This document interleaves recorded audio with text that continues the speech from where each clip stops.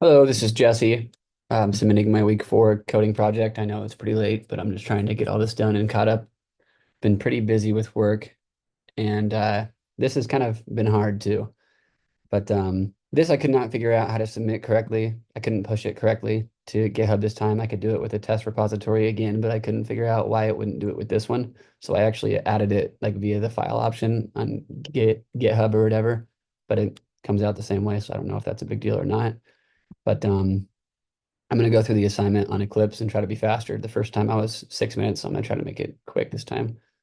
Create an array of ints. That's just array of ints named ages, and then equals all the values in the curly brackets. Your last position in the array is always going to be the array length property -1, just because the first position is at position 0. So that's same deal. And then besides the new int of array, and then you put 9 in there, so you know that that's saying you have 9 in that array. Uh, Results, so like that's just saying your last position minus your first position. For I guess quickly saying this, basically saying for every integer in the array of ages, you just keep adding it to the like you add the first one, then you go to the second one, you add that, and keep that value, and go to the next and add again. And the average, you obviously just take the sum of all those and divide it. Array of strings, name names, and you add all your names. Same thing for every name and names. You that's you're taking the name dot length. So kind of same deal. With your average name length, some names divided by names dot length. I guess this name length, you're doing the string length, so that's a little bit different. Uh, for every string for every name in names, you add that name plus a space. So that you end up with all the names plus spaces at the end of it.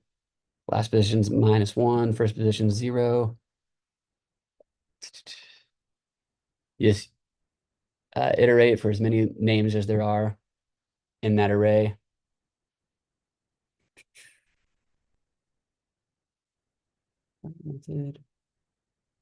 This is all kind of the same deal. You start with a space, and then you keep iterating through.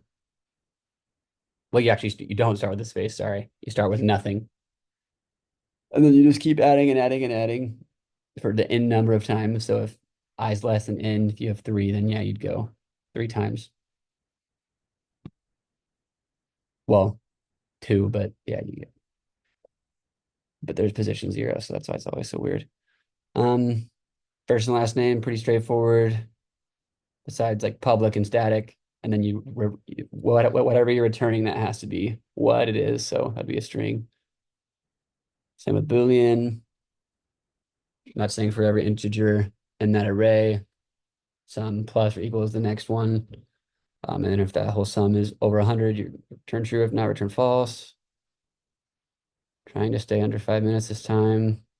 Average is the same kind of deal. Add them all up, and then you divide by the length of the array to get the average. Then you do the same exact thing, but you do it with 2 of them. So then at the end, you do an if statement. This one was probably the easiest. You just do an if statement straight out of the gate. And if both conditions are returned true, it comes back as true. And if not, you return false. And then my method, I just did area of the square or rectangle. So you could just do length times width. So you get your 2 values and you take them times width. All right. I'll stop the share and stop the record. Thank you.